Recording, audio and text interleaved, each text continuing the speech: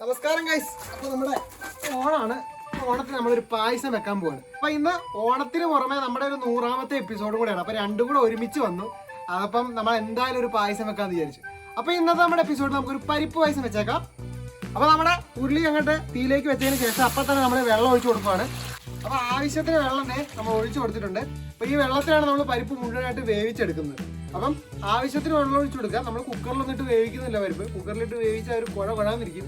അപ്പം നമ്മൾ ഉരുളിയിൽ തന്നെ ഇട്ടാണ് ഫുള്ള് പരിപാടി ചെയ്യുന്നത്. അപ്പം അകത്ത് ബാക്കി കറികളൊക്കെ റെഡി ആവുന്നുണ്ട്. നമുക്കിവിടെ വെളിയിലിട്ട് പായസം കൂടെ റെഡിയാക്കി കൊടുക്കാം. അപ്പം നല്ലോണം വെള്ളവും തിളച്ച് വരട്ടെ കേട്ടോ. തിളച്ച് വരുമ്പോഴാണ് നമ്മൾ പരിപ്പ് ഇടുന്നത് കേട്ടോ. അപ്പം നമ്മുടെ വെള്ളം നല്ല രീതിയിൽ തിളച്ച് വന്നിട്ടുണ്ട്. അടിപൊളിയായിട്ട് തിളച്ച് നമുക്കേ ഇനിയിപ്പോൾ പരിപ്പ് കേട്ടോ, പരിപ്പ് കഴുകിയത് നമുക്ക് ഇട്ട് കൊടുക്കാം. അപ്പം ഈ പരിപ്പ് നമ്മൾ ഒന്ന് ചെറുതായിട്ടൊന്ന് വറുത്തെടുത്താണ്. അപ്പോൾ അതൊന്ന് നല്ലോണം കഴുകിയെടുത്തിട്ട് നമുക്ക് അതൊന്ന് ഉള്ളിലേക്ക് ആക്കി കൊടുത്തിട്ടുണ്ട്. അപ്പോൾ നമുക്കൊന്ന് ഇളക്കി കൊടുക്കാം. നല്ലോണം ഇളക്കി കൊടുത്തിട്ടുണ്ട്. അത് നല്ലോണം ഒന്ന് വെന്ത് വരട്ടെ കേട്ടോ. ഈ വെള്ളത്തിൽ കിടന്ന് നല്ലോണം ഒന്ന് വേവണം. നല്ല രീതിയിൽ വെന്താലേ ഇതിനൊരു ടേസ്റ്റ് ഉണ്ടാവുള്ളൂ. അപ്പോൾ അത് സ്ലോ ആയിട്ട് നല്ല രീതിയിലൊന്ന് വെന്ത് വരട്ടെ കേട്ടോ. ഒരു 1.5 കിലോ പരിപ്പാണ് നമ്മൾ ഇതിൻ്റെ അകത്ത് ചേർത്ത് കൊടുത്തത്. അപ്പോൾ 1.5 കിലോ പരിപ്പും വെള്ളവും കൂടെ വന്നപ്പോൾ ചെറിയ ചൂടൊക്കെ വന്നപ്പോൾ അങ്ങ് തിളച്ചാടൊക്കെ തുടങ്ങി. അപ്പോൾ തീ ഒന്ന് ചെറുതായിട്ടൊന്ന് കുറച്ച് കൊടുത്തിട്ടുണ്ട്.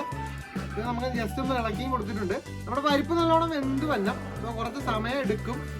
സമയം എടുക്കണ ഒരു പരിപാടി ഇത്. അപ്പോൾ നമ്മുടെ അകത്തെ കറികളൊക്കെ ആയി കഴിഞ്ഞുകൊണ്ട് നമുക്ക് ടെൻഷനൊന്നും ഇല്ല. ഇനിയിപ്പോൾ ഉച്ചയാകുമ്പോൾ ഇത് റെഡിയായാൽ മതി.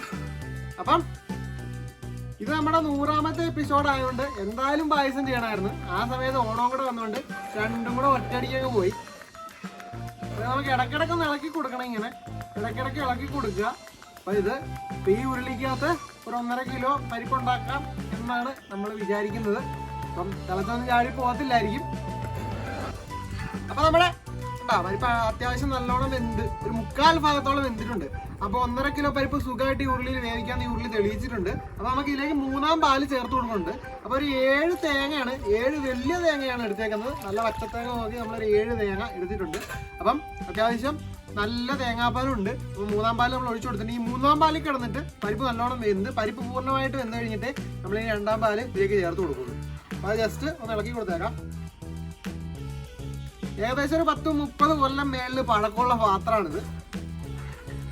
അപ്പോൾ നമുക്ക് അതിലിട്ട് നല്ല രീതിയിൽ ഉണ്ടാക്കിയെടുക്കാം.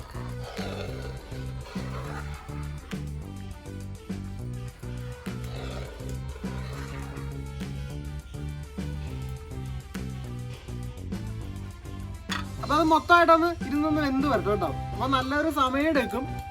ഇപ്പം തന്നെ നല്ലൊരു സമയമായി. അപ്പോൾ നല്ല സമയം എടുത്ത് സ്ലോ ആയിട്ട് നല്ല രീതിയിൽ അത് വെന്ത് വരട്ടെ.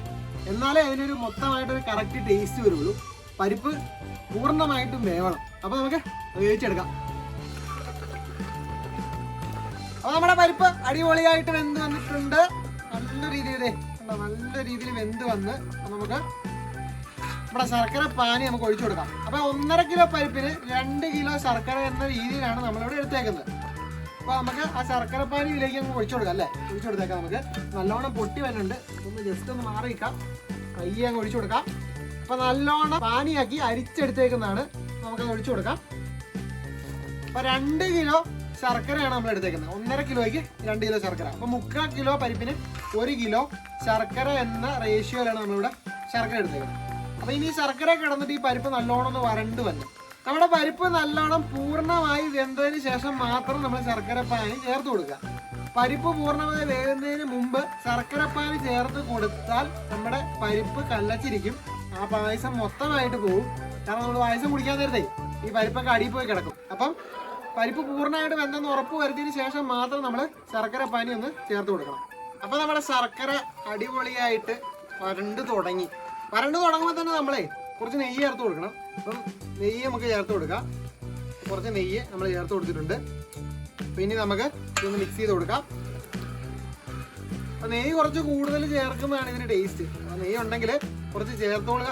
കൂടുതൽ ലുപ്തിക്കാനൊന്നും പോകണ്ട. അപ്പോൾ നമ്മൾ കുറച്ച് നെയ്യ് ചേർത്ത് കൊടുത്തിട്ടുണ്ട്. ഇത് നല്ലോണം നമ്മളൊന്ന് മിക്സ് ചെയ്ത് കൊടുക്കുന്നുണ്ട്. ഈ ശർക്കര നല്ലോണം വരണ്ട് വന്നതിന് ശേഷം മാത്രമേ നമുക്ക് 2ാം പാലൊക്കെ നമ്മൾ ചേർത്ത് കൊടുക്കുള്ളൂ. വരണ്ട് വരട്ടെ കേട്ടാ. അവിടെ കിടക്കട്ടെ ആ തീയിലങ്ങോട്ട്. ഇവിടെ ശർക്കര നല്ല രീതിയിൽ കുറുകി വന്ന കണ്ട കുറുകി നല്ലോണം പൊട്ടുന്നുണ്ട്. അപ്പൊ അടുത്ത് നിന്ന് കഴിഞ്ഞാൽ നല്ല ചിലപ്പോൾ മോന്തലോട്ടായിരിക്കും തെറിക്കുന്നത്, നല്ലോണം തെറിക്കുന്നുണ്ട് പൊട്ടിയിട്ട്. അപ്പൊ നമ്മൾ ജസ്റ്റ് ഒന്ന് ഇളക്കിയിട്ടേ നമുക്ക് രണ്ടാം പാല് ചേർത്ത് കൊടുക്കാം. കാരണം ശർക്കര നല്ലോണം വരണ്ട് വന്നിട്ടുണ്ട്, വേണ്ട നല്ല രീതിയിൽ വരണ്ട് വന്നിട്ടുണ്ട്. അപ്പൊ നമുക്ക് ഇനിയിപ്പോൾ രണ്ടാം പാല് ചേർക്കാം. ഇനിയിപ്പോൾ വെയിറ്റ് ചെയ്യേണ്ട ആവശ്യമൊന്നുമില്ല. എന്താ തെറിക്കുന്നുണ്ട്, തെറിച്ച് കയ്യിലിട്ടൊക്കെ വീഴുന്നുണ്ട്. അപ്പോൾ അതേ നമുക്ക് രണ്ടാം പാല് നമ്മൾ ചേർത്ത് കൊടുക്കുകയാണ്.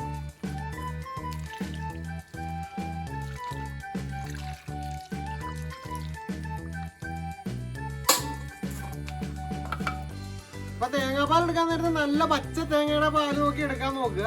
കാരണം നല്ല പച്ച തേങ്ങയാണെങ്കിൽ ഈ ഒരു തേങ്ങാപ്പാൽ കറക്റ്റായിട്ട് വരുകയും ചെയ്യും, നല്ല ടേസ്റ്റ് ഉണ്ടായിരിക്കും. പിന്നെ തേങ്ങാപ്പാൽ എടുക്കാൻ നേരത്തെ തേങ്ങ ചിരകിയതിന് ശേഷം നമ്മൾ കുറച്ച് നേരം ചൂടുവെള്ളത്തിൽ ഇട്ട് വെച്ച് എന്നിട്ടാണ് നമ്മൾ തേങ്ങാപ്പാൽ എടുത്തത്. അപ്പൊ തേങ്ങാപ്പാൽ കറക്റ്റായിട്ട് കിട്ടും. ഇപ്പൊ നല്ല രീതിയിൽ തേങ്ങാപ്പാൽ കിട്ടി.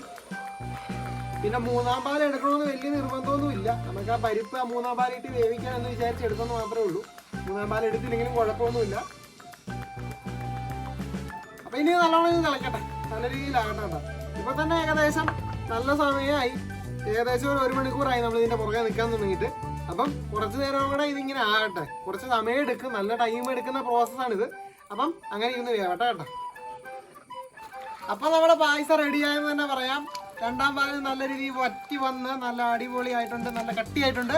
അപ്പൊ നമുക്ക് ഇതിലേക്ക് ഒന്നാം പാല് ചേർത്ത് കൊടുക്കണം. അപ്പൊ ഈ ഒന്നാം പാലിലേക്ക് നമ്മൾ ചുക്ക് പൊടിച്ചത് ഏലക്ക പൊടിച്ചതും കൂടെ നല്ലോണം പൊടിച്ചിട്ട് അരിച്ച് ചേർത്ത് കൊടുത്തിട്ടുണ്ട് കേട്ടോ. അപ്പൊ നമുക്ക് അതൊന്ന് ചേർത്ത് കൊടുക്കാം. അപ്പൊ അത് ചേർത്ത് കൊടുക്കാൻ നേരത്ത് നമ്മളൊന്ന് ഇളക്കിയിട്ട് വേണം ചേർത്ത് കൊടുക്കാൻ. നമുക്ക് ഒന്ന് ഇളക്കിയിട്ട് ഒരു ചെറിയ തവി വെച്ച് ജസ്റ്റ് ഒന്ന് ഇളക്കിയിട്ട് നമുക്ക് ഒന്ന് ചേർത്ത് കൊടുക്കാം. അപ്പൊ നമ്മൾ തീ കുറച്ച് വലിച്ചിട്ടുണ്ട്, കാരണം ഇതങ്ങ് ചേർത്ത് കൊടുത്തിട്ട് ജസ്റ്റ് ഒന്ന് തിളച്ച് വരുമ്പോൾ നമുക്ക് ഇതങ്ങ് ഓഫ് ചെയ്ത് മാറ്റി വെക്കണം.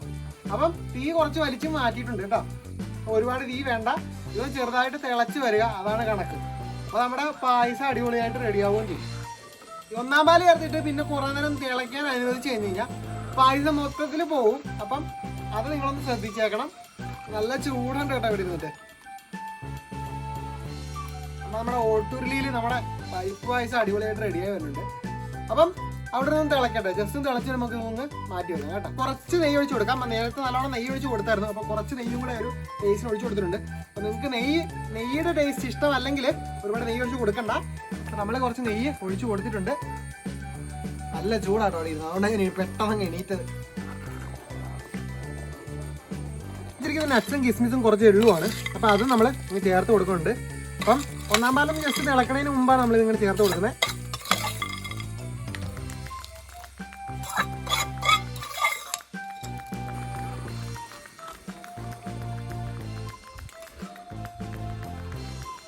നമ്മുടെ ഒന്നാം പാലിലേക്ക് നമ്മൾ ആ വറുത്ത് വെച്ചിരിക്കുന്ന നട്ട്സും കിസ്മിസും കുറച്ച് എള്ളും കൂടെ അങ്ങ് ചേർത്ത് കൊടുക്കും. അപ്പം അടിപൊളിയാണ്, കട്ടിയായി വരുന്നുണ്ട്. അപ്പൊ ഇതൊന്ന് ജസ്റ്റ് ഒന്ന് തിളച്ച് തുടങ്ങുന്നുണ്ട്. തിള വരുമ്പോൾ തന്നെ നമ്മൾ ഇതങ്ങ് മാറ്റുകയാണ് ഇവിടുന്ന്. അപ്പം ഈ വീഡിയോ നിങ്ങൾക്ക് എല്ലാവർക്കും ഇഷ്ടപ്പെടുന്നു വിചാരിക്കുന്നു. ഇഷ്ടപ്പെട്ടിട്ടുണ്ടെങ്കിൽ ഉറപ്പായിട്ടും നമ്മുടെ വീഡിയോസ് ലൈക്ക് ചെയ്യാനും ഷെയർ ചെയ്യാനും മറന്നു പോകരുത്. നമ്മുടെ ചാനൽ ആദ്യമായിട്ടാണ് കാണുന്നതെങ്കിൽ നമ്മുടെ ചാനൽ സബ്സ്ക്രൈബ് ചെയ്യാനും ബെൽ ബട്ടൺ അമർത്താനും മറന്നു പോകരുത്. അപ്പം ഇന്നത്തെ നമ്മുടെ 100ാമത്തെ എപ്പിസോഡ് എല്ലാവർക്കും ഇഷ്ടപ്പെടുന്നതിനെ കരുതി മറ്റൊരു വീഡിയോ ആയിട്ട് നമുക്ക് വീണ്ടും കാണാം.